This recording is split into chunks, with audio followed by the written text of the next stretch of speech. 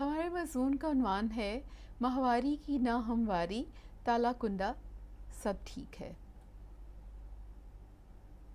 نہ آئے تو شناخت مبہم، آ جائے تو شرمندگی، وقت سے پہلے آئے تو عذاب، رخصت جلد ہو جائے تو زندگی ویران، وقفہ کم ہو جائے تو خون کی کمی، دورانیہ طویل ہو جائے تو نکاہت، درد کے ساتھ آئے تو زندگی تعطل کا شکار، بے قاعدہ ہو جائے تو بانجھپن۔ وہ گھبرائی ہوئی خاتون ایک 15-16 سالہ بچی کے ساتھ ہمارے کمرے میں داخل ہوئی تھیں۔ کرسی پہ دھم سے بیٹھتے ہوئے بولی، ڈاکٹر صاحب میں بہت پریشان ہوں، راتوں کی نیند اڑ چکی ہے۔ جی فرمائیے، ہم آپ کی نیند کیسے واپس لا سکتے ہیں؟ وہ جی ذرا آپ میری بیٹی کو چیک کر لیجئے، اس کے لیے میں بہت پریشان ہوں۔ ان کا لہجہ پراسرار ہوتا گیا اور بچی جو ساتھ والی کرسی پہ بیٹھی تھی اس کا سر جھکتا چلا گیا۔ وہ کیا کہتے ہیں جی، وہ ابھی تک نہیں آئی، وہ اٹک اٹک کے بولی۔ کون نہیں آئی؟ ہم نے حیرانی سے پوچھا۔ جی وہی جو ہر مہینے آتی ہے، وہ اور آہستگی سے بولی۔ کون کہاں سے ہر مہینے آتی ہے؟ دیکھیے بیبی، بہیلیاں مت بھجوائیے، ہمارا وقت قیمتی ہے۔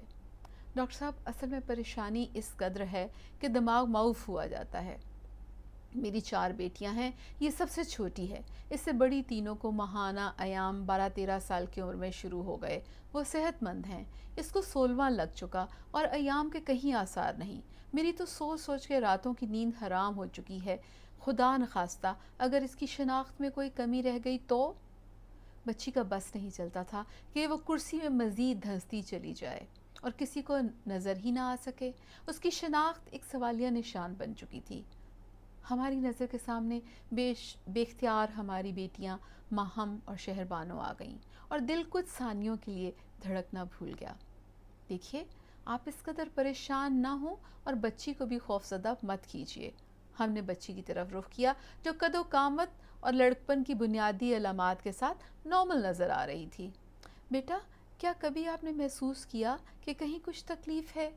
بچی دھیمی آواز میں بولی، ہر ماں پیٹ کے نچلے حصے میں بہت درد ہوتا ہے۔ کیا ایسا لگتا ہے کہ درد کے ساتھ کہیں وزن بھی پڑ رہا ہے؟ جی ہاں، بچی نے دھیمی آواز میں جواب دیا۔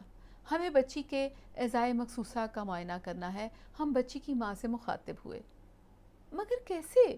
کنواری بچی ہے، وہ ہکلاتے ہوئے بولی۔ جی مجھے علم ہے کہ اس کا کنوار پن معاشرے کے لیے اس کی زندگی سے زیادہ اہم ہے، ہم چڑھ کے بولے۔ بے فکر رہیے، ہم کنوار پن کی نشانی کو چھیڑنے کی کوشش نہیں کریں گے، ہمیں صرف بیرونی معائنہ کرنا ہے اور پھر بعد میں الٹرا ساؤنڈ۔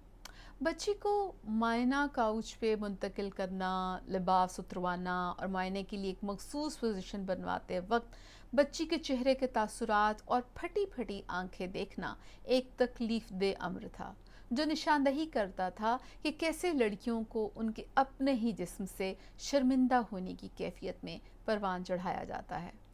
بچی کے معائنے کے بعد تشخیص وہی تھی جو ہم پہلے ہی بھانپ چکے تھے۔ بچی کے پردہ بکارت یعنی ہائمن میں سوراخ نہیں تھا اور اس کو امپرفریٹ ہائمن کہا جاتا ہے۔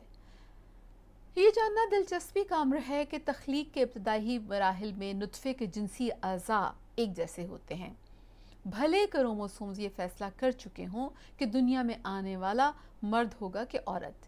ایک بنیادی عضو جینیٹک کوڈنگ اور ہارمونز کے اثرات کے تحت مختلف مراحل سے گزرتا ہوا وہ بناتا ہے جو کسی کو عورت کی شناخت بخشتا ہے، کسی کو مرد اور کسی کو معاشرہ قبول ہی نہیں کرتا۔ پردہ بکارت اصل میں ایک جھلی ہے جو اپینڈکس کی طرح نشو و نما کے مختلف درجوں کی ایک ایسی نشانی ہے جس کا نہ تو کوئی مصرف ہے اور نہ ہی کوئی افادیت۔ پردہ بکارت چونکہ ایک رد کیا ہوا عضو ہے، اس لیے یہ مختلف اشکال میں پایا جاتا ہے اور یہ بھی احتمال ہے کہ سرے سے موجود ہی نہ ہو۔ کبھی کبھی ایسا بھی ہوتا ہے کہ ہائمن بہت مختصر ہوتی ہے، کسی بھی وجہ سے یہ موجود رہتی ہے اور اس میں وہ طبعی سوراخ نہیں بن پاتا جو وجائنا کو ایک طرف رحم سے منسلک کرتا ہے یعنی یوٹرس سے اور دوسری طرف باہر کی دنیا سے۔ ہوتا کچھ یوں ہے کہ ماہانہ ایام کے آغاز میں رحم سے خون کا خروج تو ہوتا ہے لیکن ہائمن کے نقص کی وجہ سے وجائنا سے باہر نہیں نکل پاتا۔ नतीजतन यह खून वजाइना में जमा होता रहता है। वजाइना की दीवारें लचकदार होने की वजह से किसी गुब्बारे की तरह फूलते हुए इस खून को जमा करती जाती हैं। बच्ची की अम्मा बहुत मुस्तरब हालत में हमें इस तरह देख रही थी कि शायद हम जादूगर की टोपी से कबूतर निकालने वाले हैं। हमने उन्हें अपनी तशखीस से आगाह किया तो वो बौखला कर बोली, अब आप क्या करेंगी? फिक्र की कोई बात नहीं, मुख्तसर सी बेहोशी देकर हाइमन में सुराख बना दिया जाएगा। पहले से मौजूद खून बाहर निकल आएगा और बाद में माहवारी के खरूज में कोई दिक्कत नहीं होगी। हाय हाय डॉक्टर साहब, ये तो कंवारी बच्ची है, इसके आज़ाए मखसूसा पे चीरा कैसे लगवाएं? वो अपनी जगह से उछली। देखिए, बात यह है कि इस सारे मामले का कंवारपन से कोई ताल्लुक नहीं। हाइमन ना भी होती तो तब भी ये बच्ची एक मुकम्मल इंसान ही होती। कंवारपन एक बेकार झिल्ली है जिसे औरत के मकाम से जोड़ना उसे उसके मकाम से गिरा देता है। इन बातों से कतई नज़र इम्परफोरेट हाइमन का इसके अलावा और कोई इलाज नहीं।